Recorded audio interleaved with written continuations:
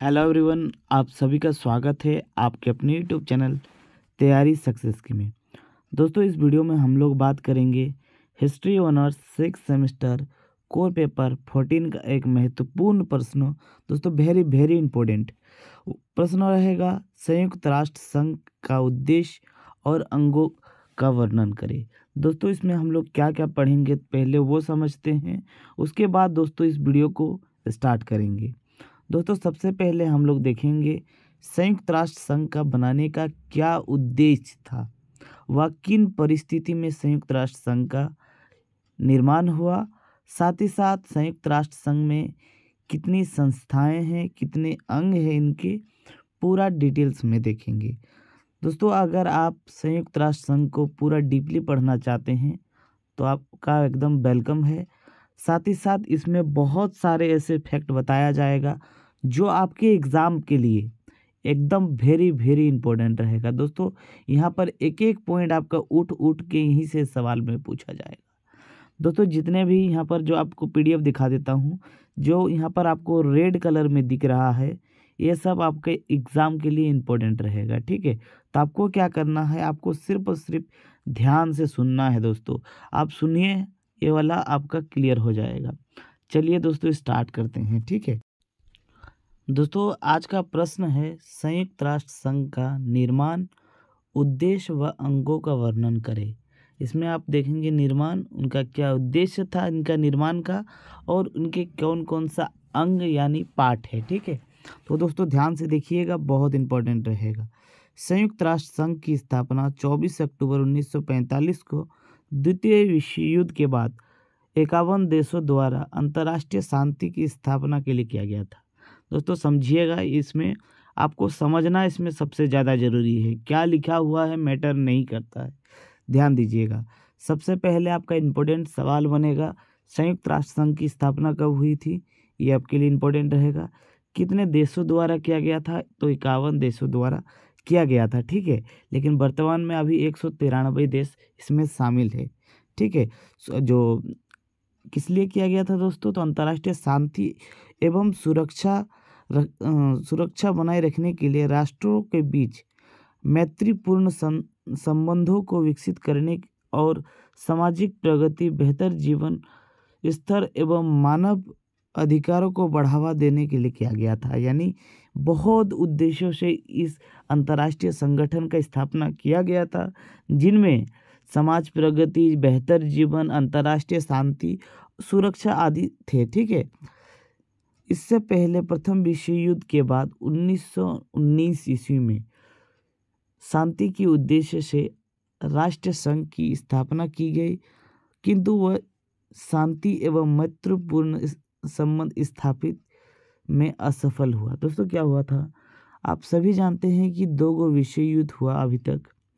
पहले इस विश्व युद्ध में बहुत सारे खून खराबा हुआ, बहुत सारे वस्तुओं की क्षति हुई। ठीक है, चाहे वो धन की बोले या फिर जन की बोले। ठीक है, तो क्षति के बाद क्या हुआ, सभी देशों ने सोचा कि क्यों ना एक ऐसा संगठन का स्थापना किया जाए जिससे क्या हो, आगे चल कर के कोई भी ऐसा मतलब वर्ल्ड वॉर झेलना ना पड़े।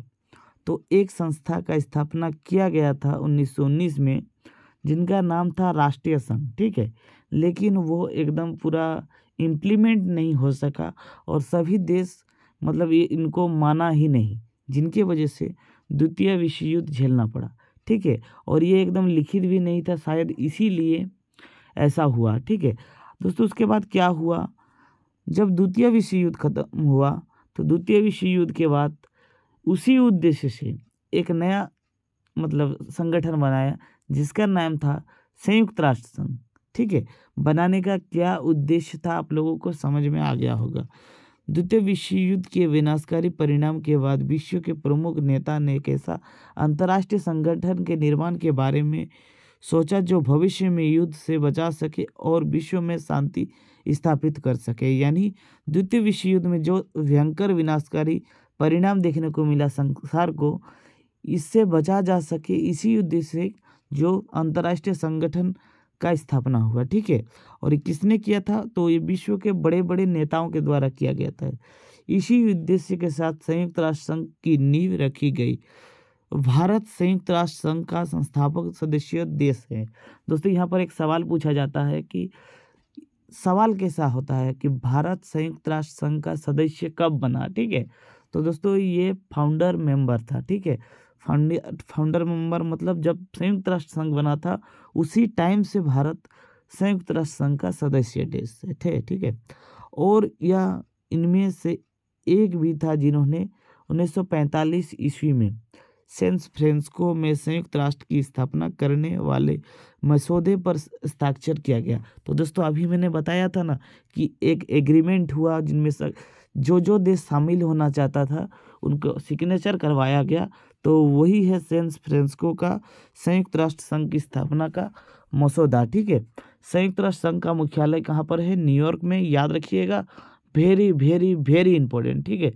जनेवा, वियना और नैरोबी के क्षेत्रीय कार्यालय भी है, यानी इन जगह पर भी कार्यालय है, लेकिन जो मेन हेड ये है उनका मुख्यालय है वो है न्यूयॉर्क में। आगे दोस्तों देखते हैं संयुक्त राष्ट्र संघ का इतिहास, ठीक है। ध्यान से समझिएगा दोस्तों, इंपॉर्टेंट रहेगा, ठीक है। संयुक्त राष्ट्र संघ का इतिहास द्वितीय विश्व युद्ध से पहले ही विश्व शांति एवं सुरक्षा के लिए मित्र राष्ट्र द्वारा एक अंतर्राष्ट्रीय योगदान संगठन की स्थापना हेतु सहमति व्यक्त की गई। यानी द्वितीय विश्व युद्ध से पहले ही, यानी सेकंड मतलब फर्स्ट विश्व युद्ध के बाद ही, ठीक है, फर्स्ट युद्ध के बाद ही वो लोग ने प्लान किया कि कोई एक ऐसा संस्था होता जो पूरा का पूरा कंट्रोल करते ताकि विश्व युद्ध जैसा माहौल ही उत्पन्न ना हो, कोई देश मतलब इतना भी ना उड़ सके, ठीक है, उन लोग को मतलब रोक सके जैसे संगठन।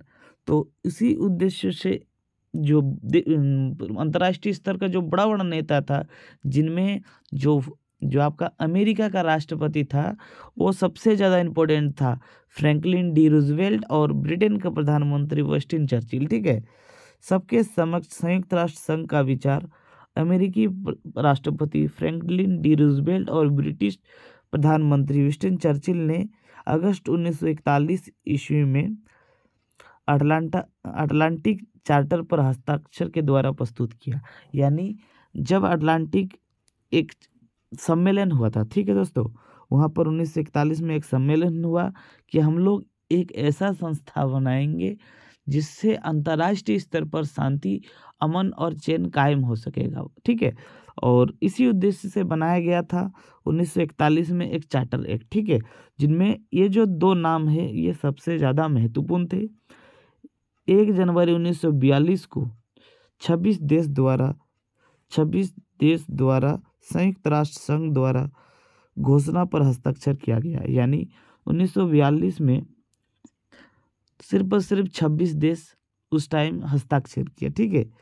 वर्ष 1993 ईस्वी में संयुक्त राष्ट्र संघ निर्माण के लिए, यहाँ पर थोड़ा दोस्तों यहाँ पर मिस्टेक है, वर्ष 1943 में संयुक्त राष्ट्र संघ के निर्माण के लिए तेहरान में एक सम्मेलन हुआ। यानी जो संयुक्त राष्ट्र संघ है उसका स्थापना के लिए एक बैठक बुलाया जाता है तेहरान में। आपका सवाल कैसे पूछ सकता है दोस्तों, ऑब्जेक्टिव अगर पूछना हो कि तेहरान सम्मेलन, संयुक्त राष्ट्र संघ का तेहरान सम्मेलन किस वर्ष आयोजित किया गया था, तो याद रखिएगा, ठीक है। आगे हम लोग देखते हैं दोस्तों, इंपॉर्टेंट है, बहुत बहुत इंपॉर्टेंट है। संयुक्त राष्ट्र संघ का गठन की दिशा में पहला बड़ा कदम 21 अगस्त से लेकर के 4 अक्टूबर 1944 को डम्बर्डेन ऑक्स सम्मेलन में लिया गया। दोस्तों ये जो डम्बर्डेन ऑक्स सम्मेलन है ये इसका आयोजन 21 अगस्त से लेकर के 7 अक्टूबर 1944 को किया गया था, ठीक है, जिसमें बिग 3 अमेरिका, ब्रिटेन एवं संयुक्त संघ राष्ट्र और चीन के राजनयिक विशेषज्ञों की एक बैठक आयोजित हुई है। दोस्तों यह था जो यहाँ पर डम्बर्डेन ऑक्स सम्मेलन जो था ना, उसमें स्पेशली अमेरिका, ब्रिटेन और सोवियत संघ के राजनयिक, यानी वहाँ उनके जो वहाँ के हेड थे, और साथ ही साथ चीन के वहाँ के जो राजनीतिक विशेषज्ञ थे उनका एक बैठक हुआ था यहाँ पर, ठीक है। हालांकि इन चारों देशों ने एक विश्व संगठन के सामान्य उद्देश्य, संरचना और कार्य पर सहमति व्यक्त की, लेकिन सम्मेलन सदस्यता और मतदान पर असहमति के बीच समाप्त हो गया। यानी इनका जो उद्देश्य था, उनका जो क्या करने का प्लान था, वो तो फिक्स्ड हो गया, लेकिन उनका जो मतलब उनको जो मतदान का जो ये था, यानी वो उन संस्थान का हेड बनना चाहते थे दोस्तों, ठीक है।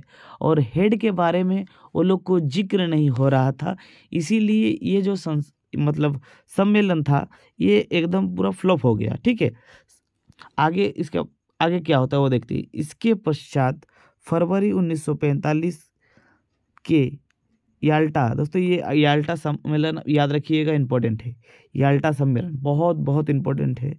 में वीक 3 राष्ट्र द्वारा सुरक्षा परिषद के 5 स्थायी सदस्यों को वीटो का अधिकार प्रदान किया गया।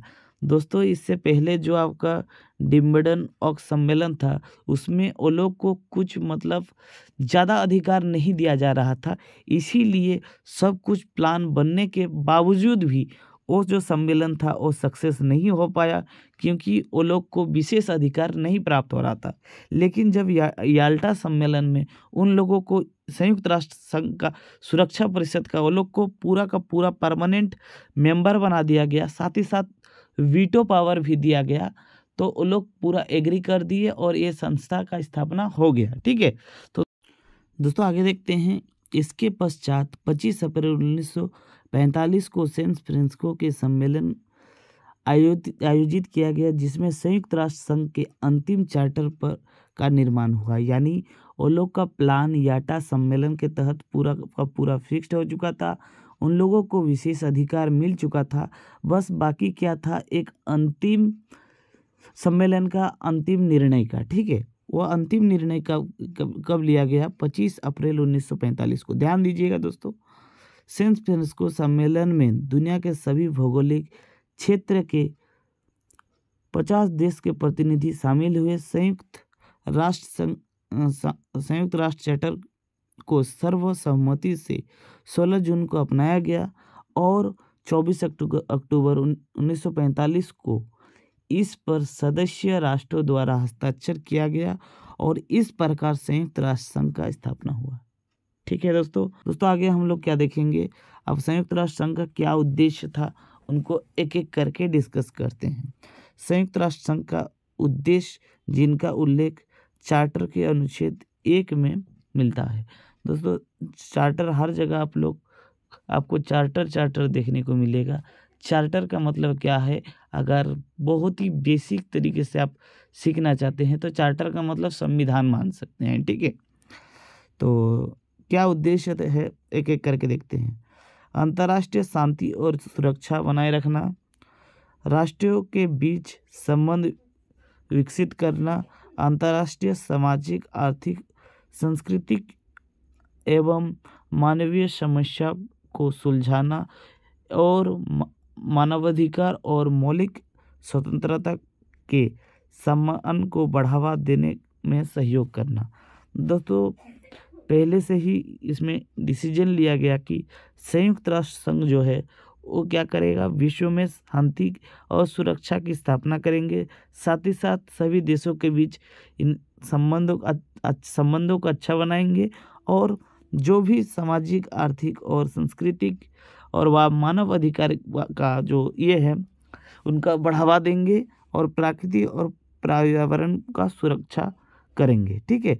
तो इसी उद्देश्य के साथ दोस्तों संयुक्त राष्ट्र संघ की स्थापना हुआ था। आगे हम लोग देखेंगे संयुक्त राष्ट्र संघ का अंग क्या क्या पार्ट है, क्या क्या उनमें, ठीक है। संयुक्त राष्ट्र संघ का कौन कौन सा पार्ट है, एक एक करके डिस्कस करेंगे, ध्यान दीजिएगा दोस्तों अभी हम लोग देखेंगे संयुक्त राष्ट्र संघ का अंग, यानी संयुक्त राष्ट्र संघ में कौन कौन सा पार्ट आते हैं, यानी कौन कौन सा संघ आते हैं उनके बारे में। तो चार्टर के अनुसार संयुक्त राष्ट्र संघ के 6 मूल अंग है, ठीक है। कौन कौन सा है? पहला मूल अंग हो जाएगा महासभा सुरक्षा परिषद, तीसरा हो जाएगा आर्थिक एवं सामाजिक परिषद, उसके बाद आपका चौथा हो जाएगा न्याय परिषद, 5वां हो जाएगा अंतर्राष्ट्रीय न्यायालय और 6ठा हो जाएगा सचिवालय। दोस्तों एक एक करके इसमें पूरा हम लोग डिस्कस करेंगे। इम्पोर्टेंट क्या रहेगा, कहाँ से ऑब्जेक्टिव सवाल बनेगा, वो भी मैं बताऊंगा इस वीडियो में। दोस्तों सबसे पहले हम लोग डिस्कस करेंगे महासभा।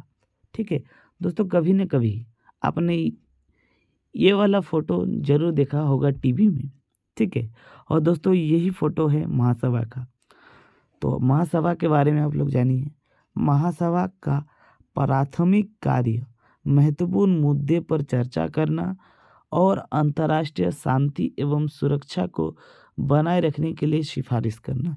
यानी जो सभा होता है महासभा, वो एक असेंबली के तरह होता है, जिनमें सभी देश के प्रतिनिधि एक प्रतिनिधि वहाँ पर भाग लेते हैं और उसमें मतलब वहाँ पर कोई एक बहुत बड़ा मुद्दे के ऊपर विचार होता है। ठीक है, एकदम मतलब आपका एकदम पार्लियामेंट की तरह। ठीक है, दूसरा है सुरक्षा परिषद।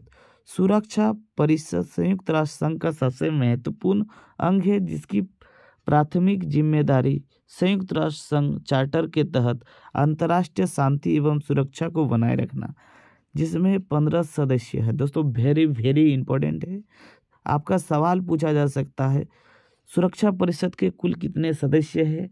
आपको कन्फ्यूजन कैसे होगा दोस्तों, इसके 5 स्थायी मेंबर होता है और 10 अस्थायी मेंबर होता है। ठीक है, टोटल मेंबर होता है 15। जो स्थायी मेंबर है इसको कहते हैं परमानेंट मेंबर, और इन्हीं को दिया जाता है वीटो पावर। वीटो पावर क्या है दोस्तों, वीटो पावर ऐसा पावर है कि मान लीजिए कहीं पर कोई एक डिसीजन लिया जा रहा है और पूरा का पूरा बिल पास हो गया है, तो जो परमानेंट मेंबर है उनका निर्णय अंतिम निर्णय होता है। ठीक है, उनको लगे कि ये जो बिल है इसमें किसी प्रकार की त्रुटि है, या अगर वो मतलब अपने मनमर्जी भी चाहे तो ये जो मतलब बिल है उसको रिजेक्ट कर सकता है। यही होता है वीटो पावर। ठीक है, जो 5 देशों के पास है, और उसके साथ साथ ये जो 10 और ऐसा देश है जो मतलब परमानेंट मेंबर नहीं है और अस्थायी मेंबर होता है, जिनका जो कार्यकाल होता है वो 2 साल का होता है। ठीक है, आगे दोस्तों हम लोग देखेंगे आर्थिक एवं सामाजिक परिषद। आर्थिक एवं सामाजिक परिषद समन्वय, नीति समीक्षा, नीतिगत वार्ता एवं आर्थिक, सामाजिक एवं पर्यावरण मुद्दे पर सिफारिश के साथ साथ अंतर्राष्ट्रीय रूप से सहमत विकास लक्ष्यों एवं कार्यान्वयन के लिए मुख्य निर्णय है। दोस्तों इसका मतलब क्या है दोस्तों, ये जो आपका परिषद है स्पेशली इसमें इकोनॉमी और सोशल से रिलेटेड इसमें इशू को सुलझाया जाता है। यानी मान लीजिए कहीं पर किसी भी प्रकार का इकोनॉमिकली प्रॉब्लम आ जाए तो उसको किस तरह से टैकल करना है। ठीक है, ये डिसीजन लेता है ये संस्था। ठीक है, यह आर्थिक, सामाजिक एवं पर्यावरणिक क्षेत्र में संयुक्त राष्ट्र प्रणाली और इसके विशेष एजेंसी की गतिविधियों के लिए केंद्र तंत्र के रूप में कार्य करता है। मतलब इसमें वही चीज़ हो रहा है दोस्तों, इसमें सामाजिक, आर्थिक और एक जो आपका इन्वायरमेंटली जो कार्यक्रम होता है इनको मॉनिटरिंग करने के लिए ही ये संस्थान है, तथा सहायक एवं विशेषज्ञ निकायों की देखरेख करता है। इसके 3 वर्ष की अवधि के लिए महासभा द्वारा निर्वाचित 54 सदस्य होते हैं। यह सतत विकास पर बहस और नई सोच के लिए संयुक्त राष्ट्र संघ का केंद्रीय मंच है। यानी आप लोग सुने होंगे कि सतत विकास, सस्टेनेबल डेवलपमेंट गोल, सबका साथ सबका विकास किस तरह से हो और सबको इकोनॉमिकली कैसे स्ट्रॉन्ग किया जाए, इसके बारे में ये संस्था चर्चा करता है। ठीक है, तो आगे हम लोग देखेंगे दोस्तों,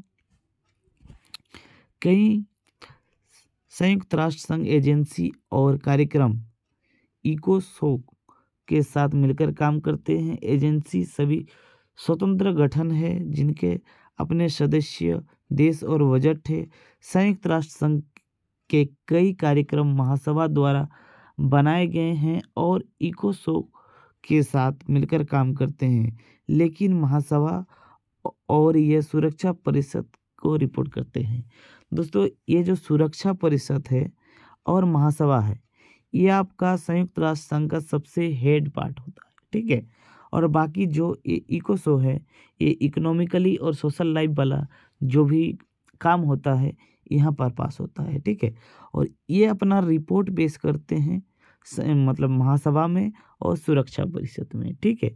बस वही चीज़ है दोस्तों। आगे हम लोग देखेंगे न्याय परिषद। न्याय परिषद को विश्वास क्षेत्र की सरकार की निगरानी करने और उन्हें सौम्य सरकार या स्वतंत्रता के लिए नेतृत्व करने के लिए निर्मित किया गया है। यानी ये जो परिषद है, इसका जो मेन काम था वो सरकारों की निगरानी के लिए किया गया है। यानी किस क्षेत्र में कौन सा सरकार कैसा काम कर रहा है, ये संयुक्त राष्ट्र संघ ने देखने के लिए इस परिषद को निर्माण किया है।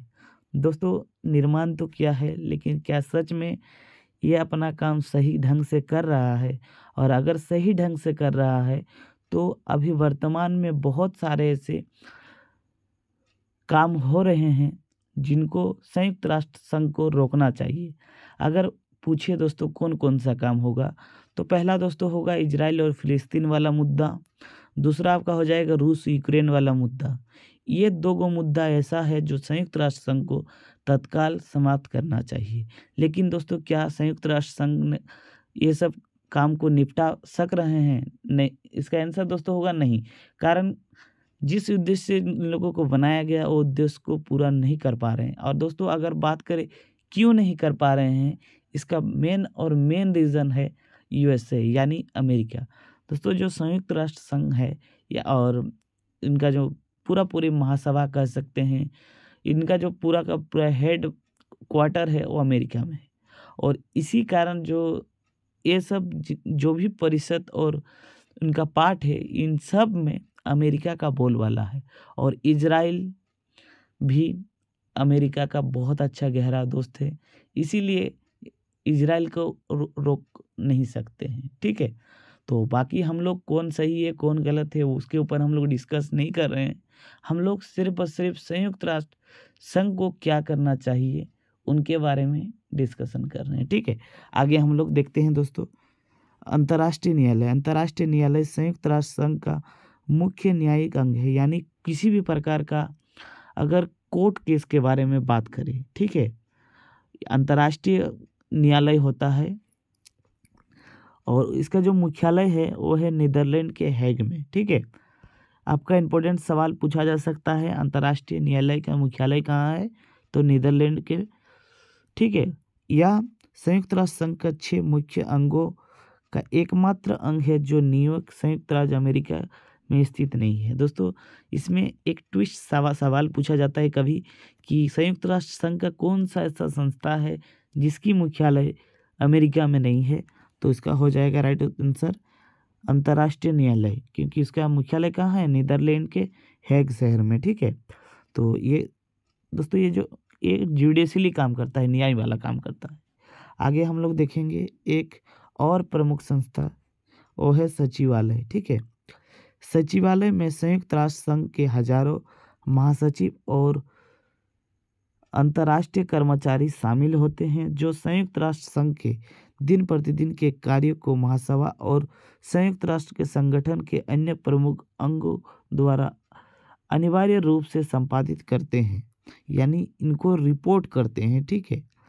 महासचिव महासचिव संगठन का प्रमुख प्रशासनिक अधिकारी होता है। यानी ये जो सचिवालय है, सचिवालय का एक हेड होता है जिन्हें हम लोग महासचिव कहते हैं, सेक्रेटरी, ठीक है, जिसे 5 साल के लिए सुरक्षा परिषद की सिफारिश पर महासभा द्वारा नियुक्त किया जाता है। सिफारिश कौन करता है? सुरक्षा परिषद। लेकिन बिल पास होता है, करता कौन है? महासभा। यानी महासभा में जो महासभा दोस्तों एकदम पार्लियामेंट की तरह होता है, ठीक है। पार्लियामेंट में जैसे व्यक्ति सभी बैठे होते हैं, हर जगह से चुन के आते हैं, उसी प्रकार ये जो महासभा है ये भी प्रत्येक देश का एक एक सदस्य होते हैं और सभी मिल करके एक व्यक्ति को चुनते हैं जो होता है जो महासभा का सचिव। ठीक है, आप लोग को दोस्तों ये टॉपिक समझ में आ गया होगा। यही था दोस्तों आप लोगों का संयुक्त राष्ट्र संघ का निर्माण कैसे हुआ, क्या उद्देश्य था और उनका प्रमुख अंग। दोस्तों अगर वीडियो आपको अच्छा लगा है तो प्लीज़ वीडियो को लाइक कीजिएगा, अब चैनल पे नए हैं तो चैनल को भी सब्सक्राइब कर दीजिए और वीडियो को ज़रूर शेयर कर दीजिए। मिलते हैं नेक्स्ट वीडियो में, तब तक के लिए जय हिंद।